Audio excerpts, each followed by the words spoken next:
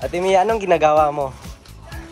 Ha? Anong ginagawa mo? Meron kasi tayong, we're going to be creative. So, gagamitin natin ito para ilagay natin dito. Protection lang, paapaan niya ng table. So, talagang tulungan mo nga ako dito. Mabigat yung table natin. Yan, sige, taas mo. Lalagyan natin ng paa yung table. Ganyan lang siya. Okay, baba mo. Yan ang una natin lagyan ng paa. So, naghahanap tayo ng mga maliliit na ano natin, na screw. Kasi, sayang naman yung malalaking screw nung gagamitin. Yung mga screw dito, gamitin lang natin siya.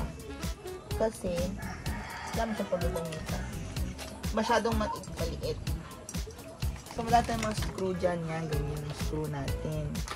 Ito, masyadong mahaba. So, 1, 2, 3, 4, 5, 6. Oo, tama.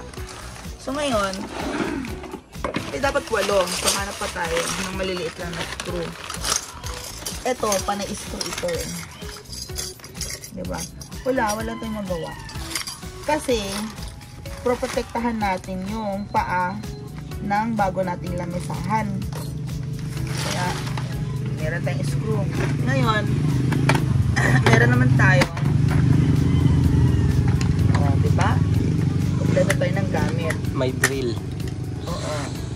So, yung drill natin, gamitin natin ang ito. O, diba?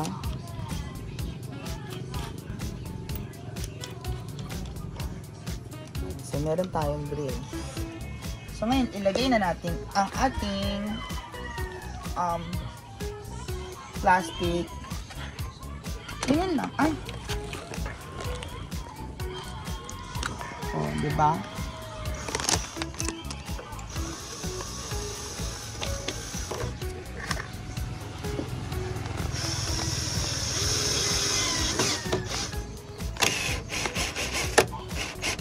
Oh, di ba? Meron na siyang paa-paa. And then, ilagay natin dito ulit. Isa pa.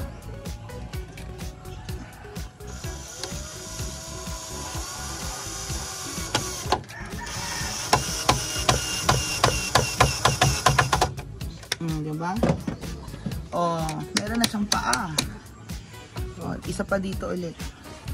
Para yung paa niya, hindi siya gagasgas dito sa ating sa ating deck.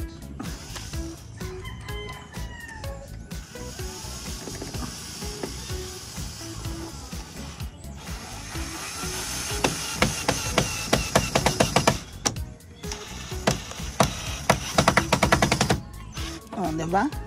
Meron ng paa. And lastly, meron pa ito.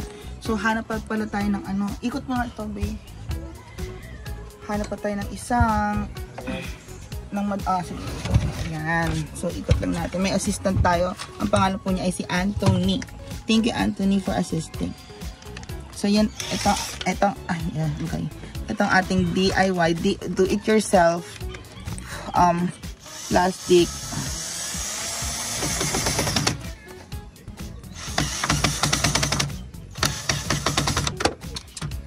Ito lang palitan natin. Iba yung ano na ito, yung grip. Mahina. I think ito kailangan natin. So, yan. Hindi naman sa mahina. Mahina yung grip. Yay! Nailagay natin yung unang paa. So, there you go, guys. I'll see you later. Bye!